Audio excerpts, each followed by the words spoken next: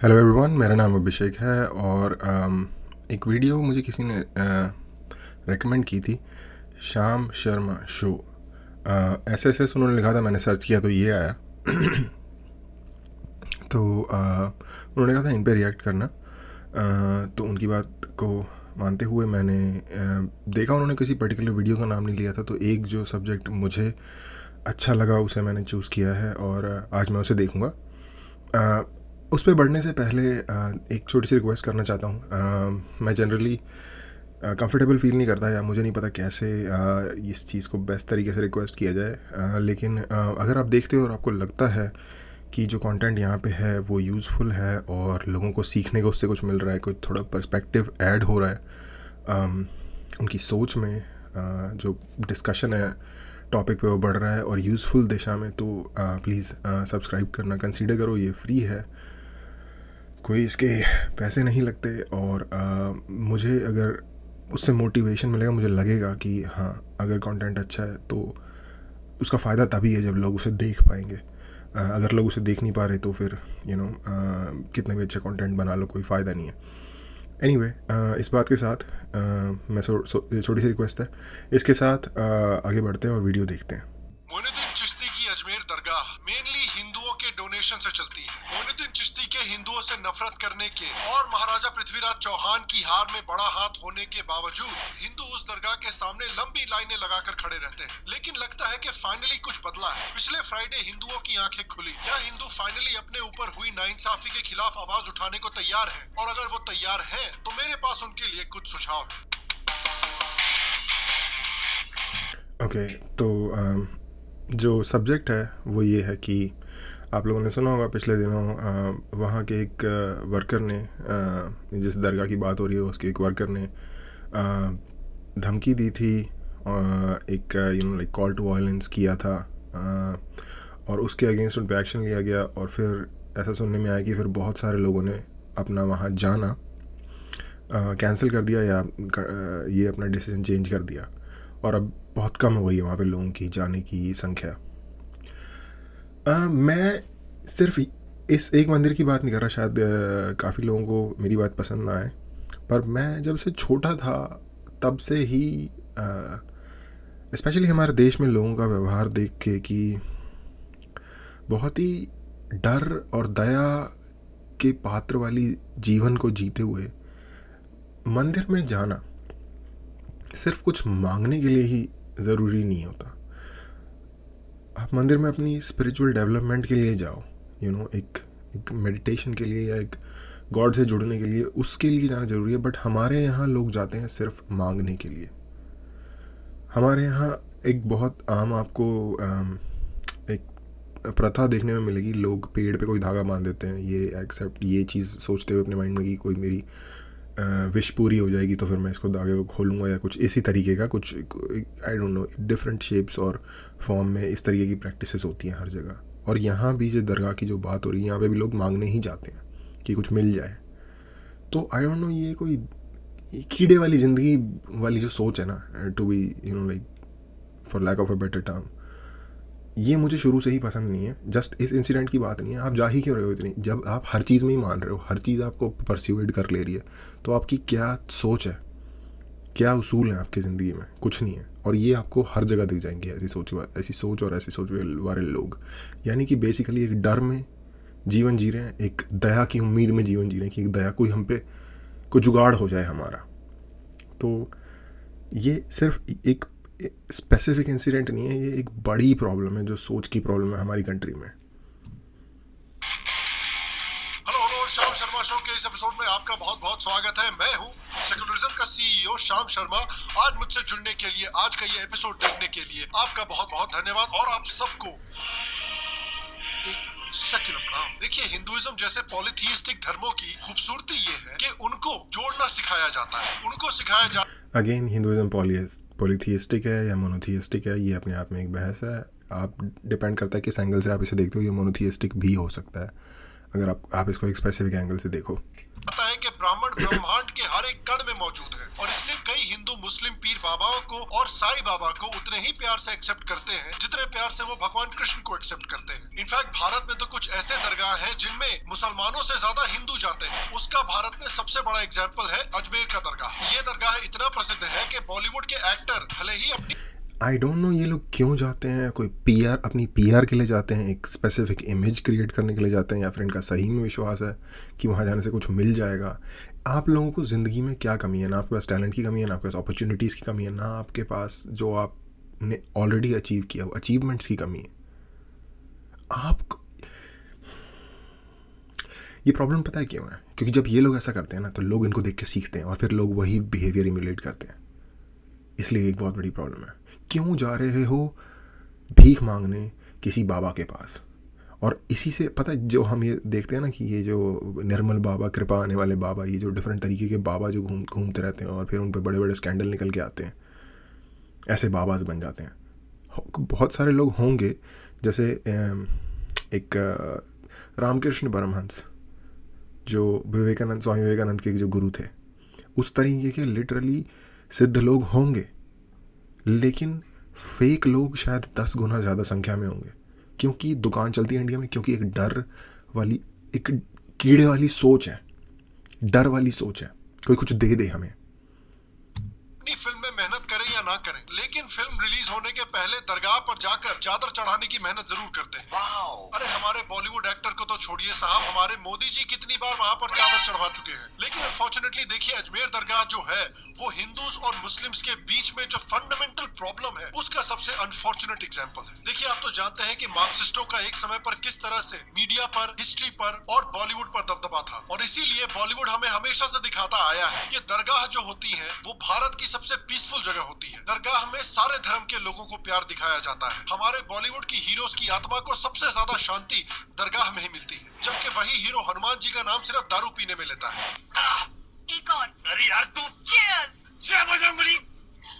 साले तू बात करना, मुझसे मैं तो निकल जाता हूँ। आप शायद जानते हो कि अजमेर सही है। और थोड़ा कम्युनिज्म को मैं बिल्कुल नहीं पसंद करता, हर एपिसोड में बताता रहता हूँ, लेकिन इंडिया का जो कम्युनिज्म है ना, वो भी फेक है, वो भी इतना नकली और 2 नंबर है। लेफ्ट लीनिंग जो इंडिया का जो लेफ्ट का साइड है, मैं अपने आप को क्लासिकल लिबरल कंसीडर करता हूँ। एक्चुअली मैं अपने आप को राइट विंगर कंसीडर नहीं करता, क्लासिकल लिबरल, जो John Smith, like free market वाला बंदा, उस कैटेगरी में मैं अपने को कंसीडर करता हूँ। लेकिन जो इंडिया में जो अवेलेबल हो रहा है ना लिबरल, वो नकली, सड़ा हुआ, 2 नंबर, फॉरेन में जो चल रहा है उसको उठा के कॉपी किया गया, वो माल यहाँ पे लिबरल लोग उठा के बेच देते हैं।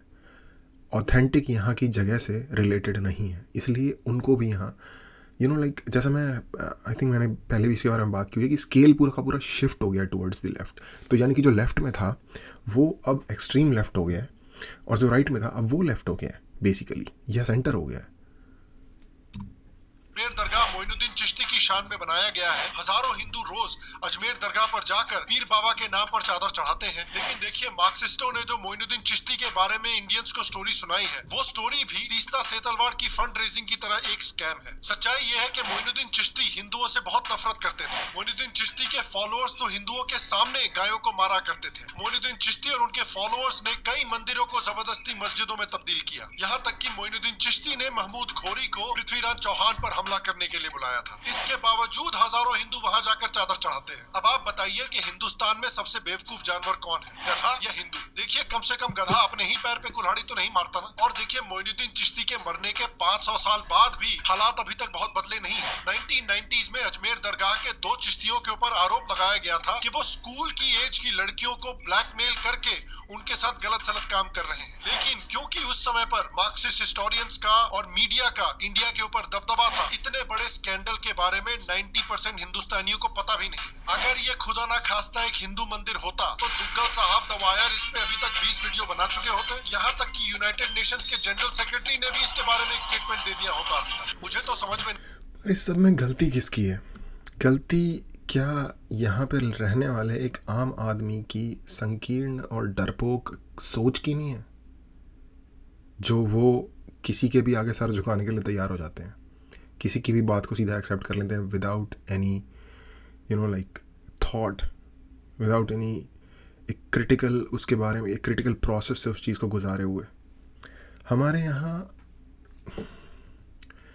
कितने इंसिडेंट गिनवाए जा सकते हैं कि लोगों को, भोला वर्ड यूज़ किया जाता है बट बेवकूफ़ सही वर्ड है, लोगों को बेवकूफ़ बना के कितने ही तरीके के धार्मिक लोग, नेता, बाबा, संस्थाएं उनसे पैसा वसूल करते हैं, उनकी जो उनको रैली करके जो एक ह्यूमन पावर है उनका सपोर्ट वसूल करते हैं और हर तरह के बुरे और उल्टे काम करते हैं।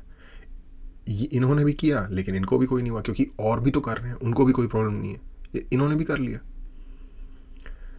और जो ये इन्होंने बताया कि हिस्टोरिकली वो कोई अच्छा इंसान नहीं था, वो यहाँ के लोकल, जो इंडिया का जो लोकल रिलीजन है हिंदुइज्म, उनको या तो उनके अगेंस्ट है या तो उनके अगेंस्ट एक्शन ले रहे हैं डिफरेंट तरीके से। तो ये आप अपने लिए अगर आप नहीं बोलोगे तो कौन बोलेगा?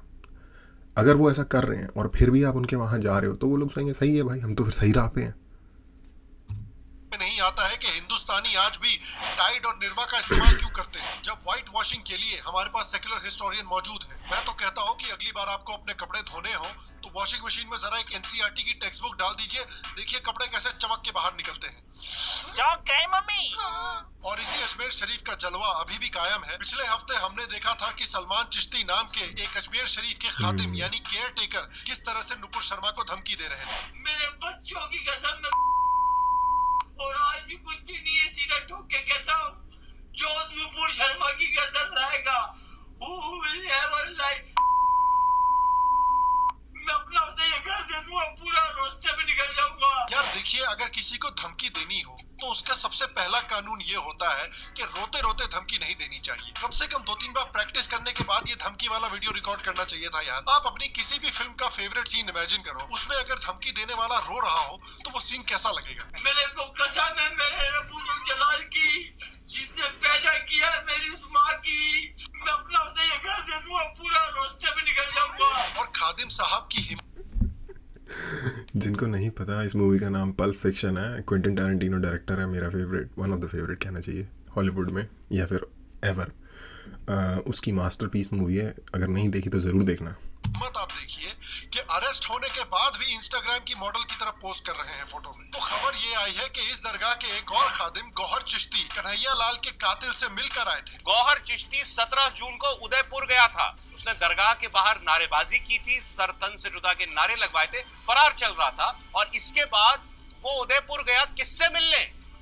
वो रियाज से मिलने, यानी कि जो हत्यारा जिसने गर्दन काटी कन्हैया लाल की, उससे मिलने के लिए गौहर चिश्ती अजमेर में दरगाह के बाहर ये नारेबाजी करके उससे मिलने के लिए उदयपुर गया। और हत्या के बाद वीडियो बनाने के लिए गौहर चिश्ती ने ही रियाज और गौस तो उठाओ ना, इनको उठा के जेल में डालो, इनसे सवाल पूछो। अगर साबित होता है इनके ऊपर जुर्म तो फांसी पे चढ़ाओ इन लोगों को। इसमें प्रॉब्लम क्या है? कुछ लोग सड़क पे आ जाएंगे, कुछ लोग विरोध करेंगे, होता है हर कंट्री में। पुलिस किस लिए है? गौस को कहा। यही नहीं, अभी और सुनिए। उसी खादिम के चिच्चा जान सरवर चिश्ती भी हिंदुओं को धमका चुके हैं। If there is mischief in the glory of the Prophet, it will not be tolerated, and we'll create such a movement that India will be shaken. अरे चिच्चा, आप क्या इंडिया को हिलाएंगे? इस उम्र में आप खुद का तो हिला पाओगे नहीं।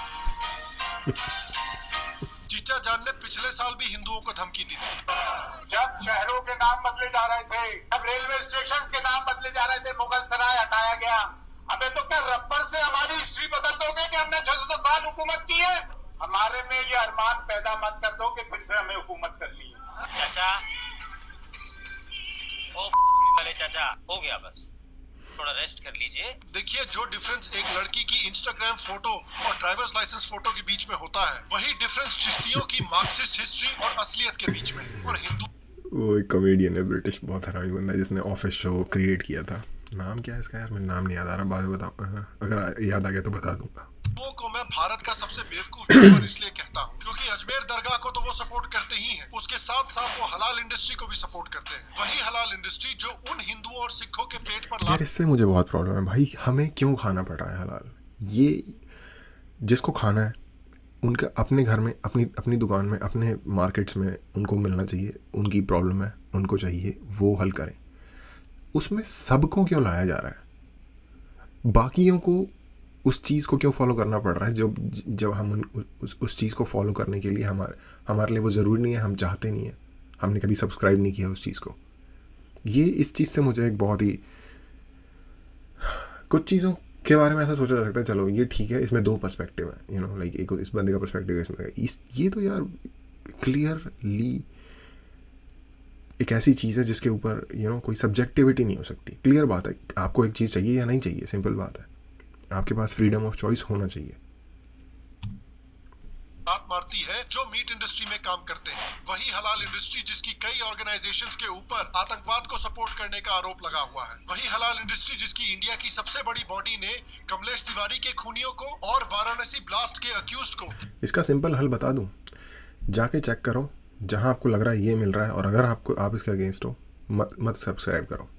एक दिन खाना मत खाओ, कोई बड़ी बात नहीं है, या फिर कहीं और खा लो, एक दिन वेजिटेरियन खा लो, कोई बड़ी बात नहीं है। एक दिन वो चीज़ कम खा लो जिसके अंदर वो है।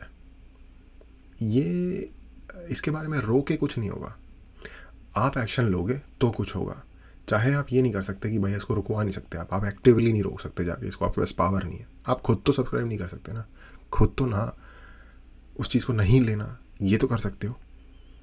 और मैं ये नहीं कह रहा अगर किसी को प्रॉब्लम नहीं है तो वो भी मत ले, नहीं, जिसको प्रॉब्लम नहीं है करो, हर बंदे की अपनी मर्जी है, पर जिसको नहीं चाहिए उसको क्यों ज़बरदस्ती लेना पड़ रहा है, ये मेरी प्रॉब्लम है। और अगर इसके अगेंस्ट करना है तो भाई उसको एक्टिवली डिस्क्रिमिनेट करना पड़ेगा आपको। लीगल सपोर्ट प्रोवाइड किया था, लेकिन जैसा कि मैंने कहा कि लग रहा है कि इंडिपेंडेंस के बाद पहली बार कुंभकर्ण की तरह लंबे समय तक सोने के बाद हिंदू अपनी आंखें खोल रहे हैं। उन्होंने फाइनली कहा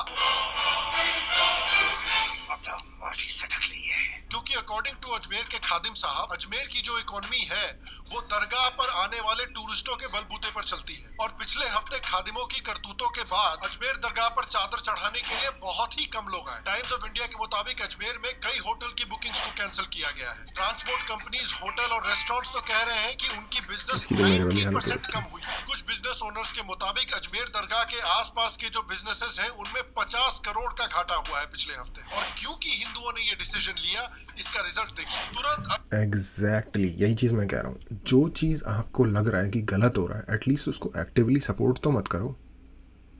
आप इतना कर दोगे आपका काम हो गया, कोई प्रॉब्लम नहीं आएगी उसके बाद।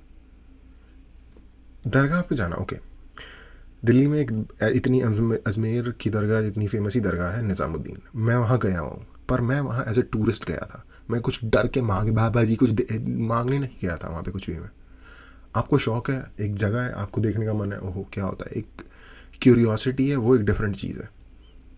मैं ये नहीं कह रहा कि भाई जिसको आप जाओ ही मत, आप अनजान इग्नोरेंट बन जाओ, ये मैं नहीं कह रहा, क्योंकि मेरा आइडियोलॉजिकल एजेंडा नहीं है।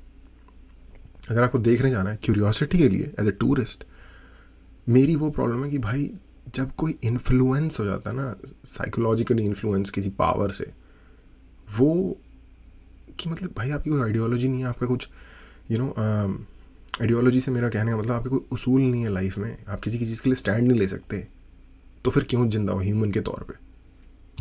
अजमेर दरगाह के जो गद्दा नशी हैं, उन्होंने आके स्टेटमेंट दिया कि जो खादिम हिंदुओं के खिलाफ उल्टे सीधे स्टेटमेंट दे रहे हैं या हिंदुओं के खिलाफ हिंसा कर रहे हैं, उनके लिए हमारे दरगाह में कोई जगह नहीं है। इनफैक्ट इतना ही नहीं, हिंदुओं को तो ये भी डिक्लेयर करना चाहिए कि जब तक इन खादिमों को अजमेर दरगाह से बिल्कुल अलग नहीं किया जाता, इन खादिमों ने जो भी बोला है अजमेर दरगाह अलग क्या भाई, जेल में होना चाहिए। He is calling for somebody's murder, he should be in jail। अलग उसको बिल्कुल भी सपोर्ट नहीं करता है। तब तक कोई भी हिंदू, कोई भी मुस्लिम या कोई भी बॉलीवुड सेलिब्रिटी अगर अजमेर दरगाह पर चादर चढ़ाने के लिए जाता है तो हिंदुओं को ये मानना चाहिए कि वो इन खादिमों को सपोर्ट करते हैं और कन्हैया लाल के खूनियों को भी सपोर्ट करते हैं। अब इससे पहले कि ये वीडियो देख के लोग एक्साइटेड होकर बोलने लगे कि अरे ये यूट्यूबर क्या मुस्लिम्स को बॉयकॉट करने की बात कर रहा है, सबसे पहले तो देखिए बॉयकॉट बोलना बहुत पॉलिटिकली इनकरेक्ट है। आपको पीपल कॉट बोलना चाहिए। दूसरी बात, ये सभी मुस्लिम्स का बॉयकॉट नहीं है, ये सिर्फ उन लोगों का बॉयकॉट है जो आपको काफिर मानते हैं, जो आपको अपने से नीचा मानते हैं, जो मानते हैं कि आपके भगवान झूठे हैं, दानव हैं, जो मानते हैं कि ब्लास्फेमी के नाम पर आपका खून होना चाहिए। फर्ज करिए कि एक हिंदू अपर कास्ट दुकानदार है, ये हिंदू अपर कास्ट मानता है कि दूसरे कास्ट के लोग उससे नीचे हैं, ये मानता है कि लोअर कास्ट के लोगों को सिर्फ एक तरह की नौकरी करनी चाहिए, ये मानता है कि लोअर कास्ट के लोगों को वेद और पुराण पढ़ना अलाउड नहीं होना चाहिए। तो ऐसे दुकानदार को हमें बॉयकॉट करना चाहिए कि नहीं करना चाहिए? अगर ऐसे दुकानदार के दुकान में कोई जाता है तो हम ये तो मान सकते हैं ना कि वो आदमी उस दुकानदार के व्यूज को सपोर्ट कर रहा है। तो यही प्रिंसिपल उन मुसलमानों के ऊपर भी लगना चाहिए जो हिंदू को ओके, इसने शाम ने एक कैटेगरी बताई है कि आप इस चीज़ पे क्वालिफाई जो करता हो उसको डिस्क्रिमिनेट करो, इस चीज़ पे जो नहीं क्वालिफाई करता आप उसको actively just because he comes from particular background उसको आप डिस्क्रिमिनेट मत करो। मैं भी यही कह रहा हूँ, शायद मैं थोड़ा सा डिफरेंट तरीके से इसको कह रहा हूँ। मैं कह रहा हूँ जो मेरी प्रॉब्लम है वो एक बड़े लेवल की प्रॉब्लम है, वो हिंदुस्तान में लोगों के माइंडसेट की प्रॉब्लम है।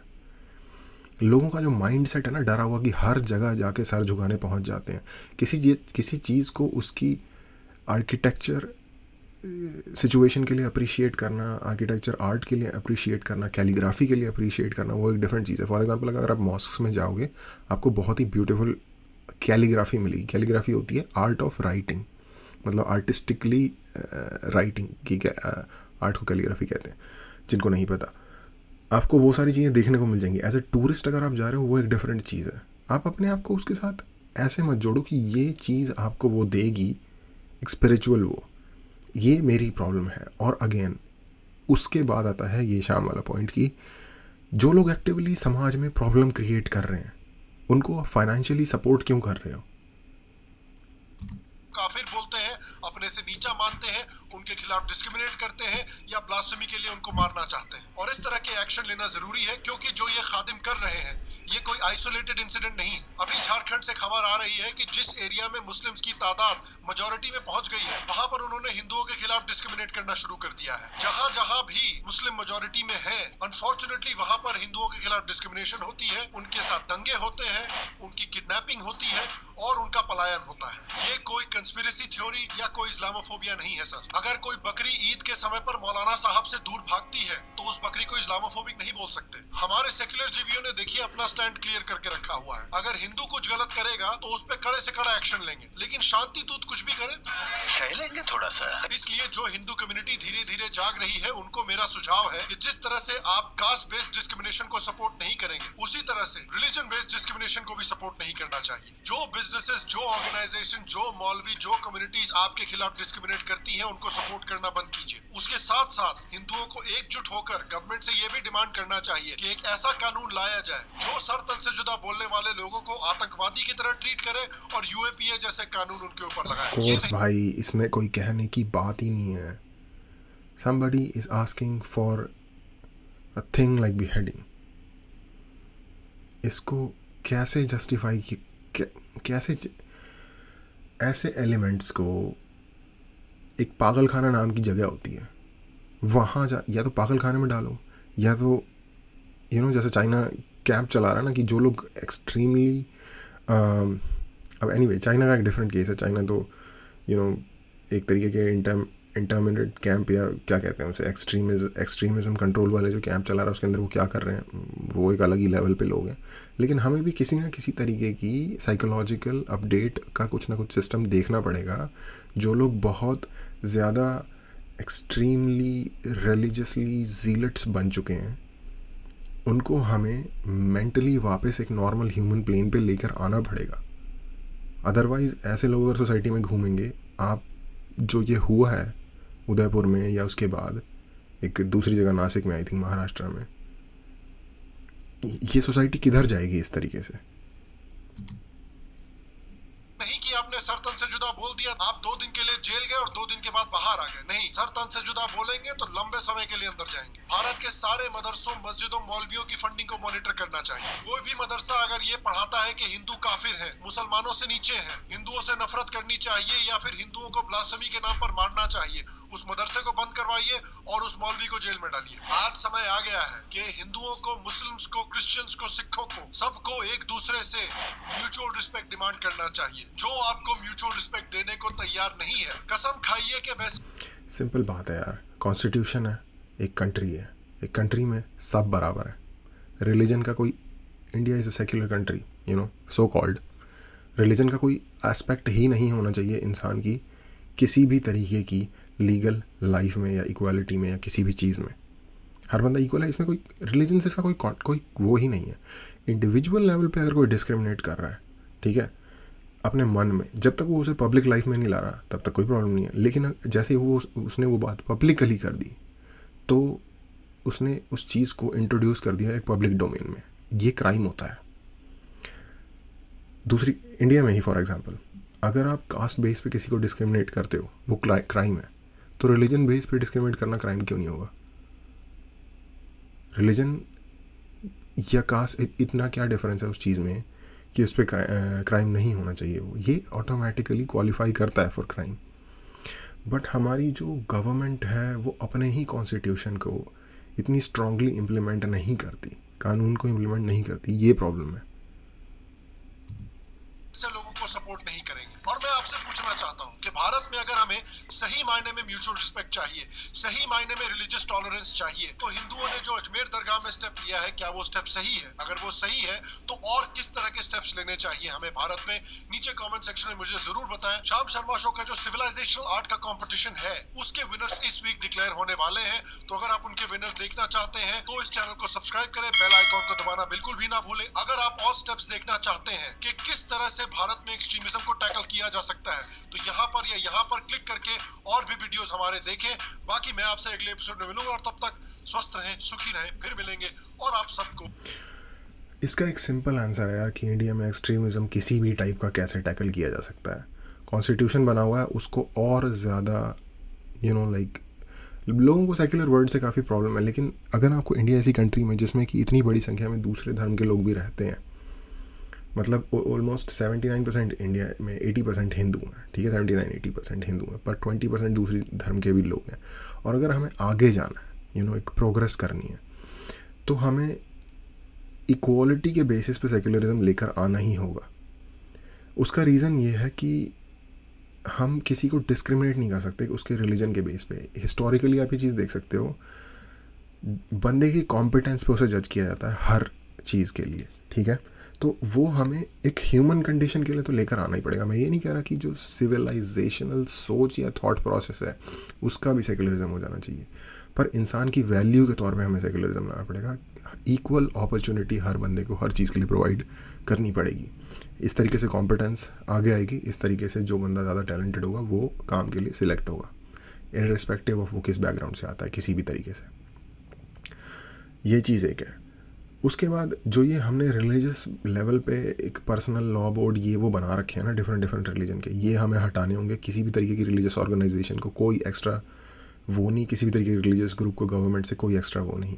किसी ने भी इन चीज़ों के नाम पे कोई भी गलत लिया, चीज़ बोली पब्लिक स्फीयर में या कोई एक्शन लिए, कानून एक लिटरली अंधे कानून की तरह, अंधा कानून जो होता है, अंधे कानून की वो उसे अंधा क्यों बोला जाता है, वो चिन्ह वो किस चीज़ को दर्शाता है? वो ये है कि वो ये नहीं देखता कि कौन है, अमीर है, गरीब है, ऊंचे बैकग्राउंड से, एरिस्टोक्रेट है, पेजेंट है, ये सब देखे बगैर जो रूल होता है वो अप्लाई करता है लॉ, इसलिए लॉ को अंधा बताया जाता है। ये उस चीज़ का जो चिन्ह है ना, उसका ये मतलब है। उसका ये मतलब नहीं है कि अंधा कानून है वो किसी के साथ जस्टिस करता है, किसी के जस्टिस नहीं करता। बेसिकली प्रिजम्पशन ये है।